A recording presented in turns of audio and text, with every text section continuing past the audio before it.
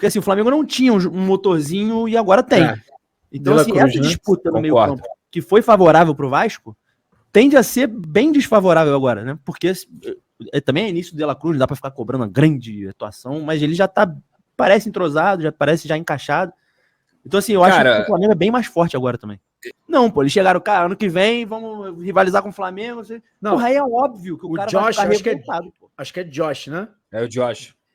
Pô, ele falou no passado que era o último Flamengo e Vasco, que o Flamengo teria um orçamento maior que o Vasco, pô. Eles não entendem de futebol. Tá muito claro isso, tá muito claro. E eles menos entendem ainda de futebol brasileiro. Porque se eles entendessem, eles jamais dariam uma entrevista falando que teria o orçamento igual ao do Flamengo. Fala, nação rubro-negra! Sejam todos muito bem-vindos. Galera, nesse vídeo você vai acompanhar os vascaínos preocupados com o clássico Flamengo e Vasco. Inclusive, né, eles trazem aquela fala ali do dono da 777 dizendo que seria o último ano que o Flamengo, né, rivalizaria com o Vasco, ou seja, que o Vasco teria um orçamento superior, igual ou superior ao do Flamengo. Piada pronta, né, meus amigos? Piada pronta, e com certeza você vai gostar bastante desse vídeo, eu tenho certeza, né? Assista ele até o final, deixando aqui os créditos pro Bruninho e Simões, tá? O link deles vai estar aqui na descrição desse vídeo. Agora, sem mais delongas, vamos acompanhar esse debate aí, falando sobre o clássico Flamengo e Vasco. E ó, será que é medo ou será que é preocupação? Eu acho que é medo, hein? Solta aí, produção! E assim, se tu pegar o último jogo de Campeonato Brasileiro, é um jogo bem equilibrado, que pra mim o Vasco é melhor. E pra mim, inclusive, é uma das melhores partidas do Payet no ano passado, assim, jogando. Né? Claro que ele decide ali contra o América, contra o Fortaleza, mas assim, durante o jogo, acho que contra o Flamengo foi talvez a melhor partida dele. Ele assim, criou 2, 3 chances no primeiro tempo. Pegando na bola o tempo todo, assim, mandando no time. E aí, assim, daí a minha expectativa de... Cara, eu acho que ano que vem vai começar a virar jogo, assim.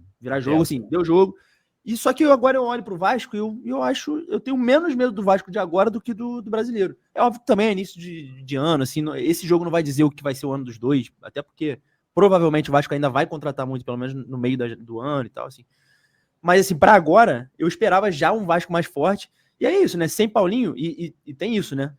O Paulinho que o Vasco perdeu, o Flamengo ganhou. Porque, assim, o Flamengo não tinha um motorzinho e agora tem. Então, assim, essa disputa no meio-campo que foi favorável pro Vasco tende a ser bem desfavorável agora, né? Porque também é início do De La Cruz, dá pra ficar cobrando uma grande atuação, mas ele já parece entrosado, já parece já encaixado. Então, assim, eu acho que o Flamengo é bem mais forte agora também.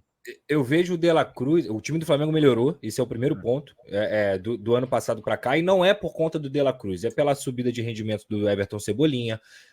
Você imagina um time que tem Gabigol e Bruno Henrique no banco, irmão, isso quer dizer que os titulares estão comendo a bola, tá ligado? Perfeito. E aí, você tem um outro ponto, que é o próprio Arrascaeta, que para mim oscilou muito fisicamente ano passado, e esse ano ele tem condições de pelo menos jogar ali 60, 70 minutos no nível dele, junto com um cara que consegue suprir essa falta de intensidade dele na marcação. Eu vi, sei lá, eu devo ter visto 4, 5 jogos do Flamengo nessa temporada. O De La Cruz é um monstro, mano. E ele não só faz o que o Paulinho fazia, como ele é melhor que o Paulinho com a bola no pé. Então isso faz muita diferença, sabe? Mas ao mesmo tempo, por exemplo, ano passado, o Jair é um cara que não rendeu nem metade do que ele pode render com a camisa do Vasco. Sim, muito e bom, ele é um baita de jogador, pô, tá ligado? ligado? Então, ele se engrenando novamente nesse time, o Vasco também tende a crescer nesse setor. Para mim, o pior problema do Vasco é justamente esse. O Vasco não tem banco de reservas, não adianta. Não tem jogador para mudar jogo, não tem jogador para ajudar o Vasco da Gama quando o Vasco precisa, que vai cansar, porque vai jogar contra um time como o Flamengo. Aí na hora, e foi exatamente o que aconteceu isso no ano passado. Foi exatamente o que aconteceu. O Vasco cansou, depois de um jogo completamente intenso contra o Flamengo no Brasileirão. No segundo tempo, em uma bola, o Gerson foi lá, rede, acabou o jogo.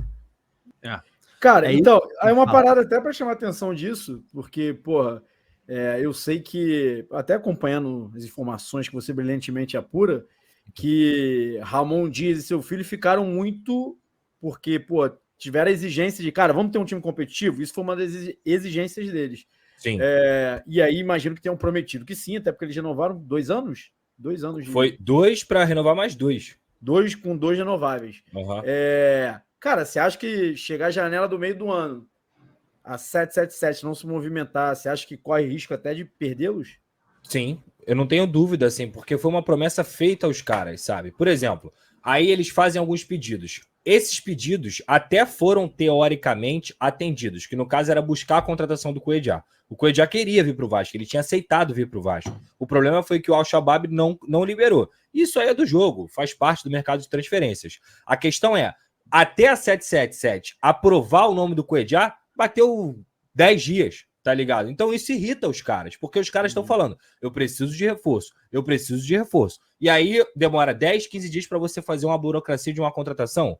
E é muito complicado para os caras, entendeu? Porque eles querem vencer, assim, eles entendem o processo que o Vasco está passando, eles entendem que o Vasco não vai ter um time igual ao do Flamengo, mas existem posições, e aí é uma política da 777, que você precisa investir ali 27, 28, 29, 30 anos. E a 777 foi fazer isso na segunda janela de transferências. Por quê? Porque a água estava batendo na bunda. Se não trouxesse Medel, Payet, Verratti, esses caras, o Vasco ia cair. Então, eles só abriram essa exceção por conta da situação que estava. Mas a política da empresa não é essa. A política da empresa é comprar jogador jovem para poder vender. É fato isso, entendeu? É fato. Então isso é um problema muito grande, mano, para os caras principalmente. Porque às vezes eles acham que um jogador de 32, 33 anos, que vai entregar muito, não é aprovado pela empresa. Então isso irrita qualquer um. Isso atrapalha o trabalho do diretor, isso atrapalha a comissão técnica, não tenha dúvida. E se tem uma coisa que o Ramon Dias e o Emiliano têm na cabeça deles é, irmão, a gente está aqui para vencer. Vencer, vencer, vencer o tempo inteiro. O tempo inteiro.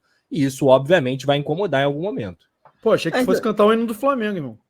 Vencer, você sabe, né? Eu falei, pô, vai puxar Chance aqui zero. Uma vez, Flamengo. Foi caralho. Chance zero. Um bagulho que me incomoda da 777 é que, assim, não tô comparando os clubes, porque, assim, o Corinthians tá muito mal. Mas, assim, o que me incomoda é a comunicação, de como eles comunicam com a torcida, assim, cara. Porque eles tinham uma notícia...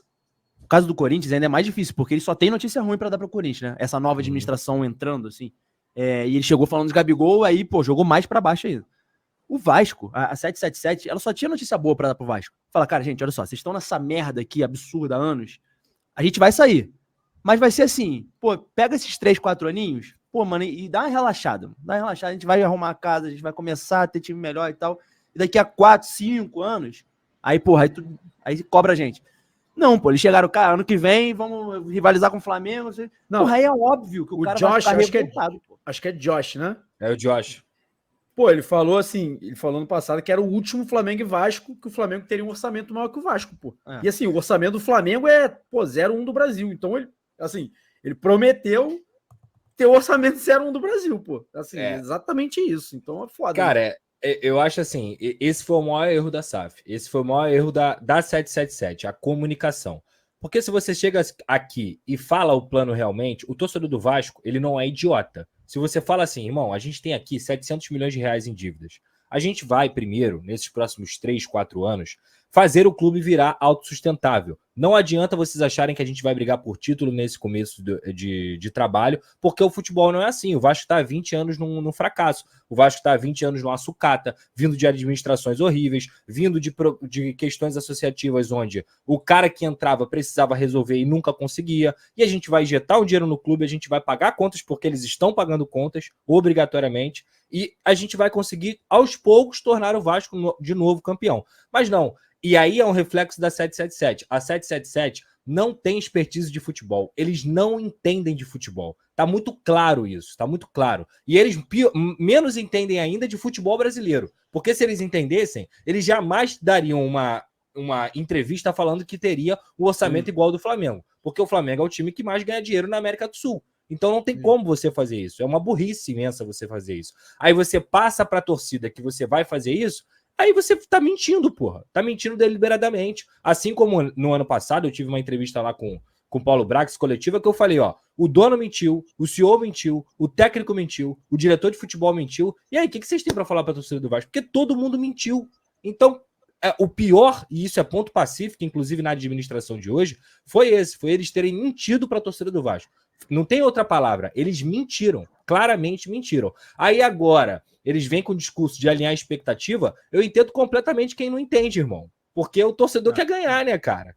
Torcedor não quer dá. ganhar, mano. Então tá aí, meus amigos e minhas amigas, os caras estão aí fazendo continhas, fazendo planos, achando que a 77 vai resolver. Não tá parecendo não, hein? Tá parecendo que os caras querem só ganhar ali uma graninha, ó, e tchau depois, hein? Não tô vendo essa movimentação toda aí não, hein? Rapaz, ó, vamos ver, hein, o que vai acontecer nesse clássico, galera. Parceiro, vamos ver o que vai acontecer. Galera, daqui a pouquinho estarei trazendo mais novidades pra vocês, tá? Vai aqui embaixo no botãozinho escrito inscreva-se, clica aí nesse botãozinho, é importante, né, você se inscrever no canal, ativa aí a notificação no sino que tá do lado, lembrando que vou deixar aqui os créditos para o canal Bruninho e Simões, tá? Peço aí, por gentileza, na humildade, o seu like, é importante pro crescimento do nosso trabalho. Tamo junto? Então vou nessa até daqui a pouco, hein? Daqui a pouco eu trago novidade. Saudações, fui!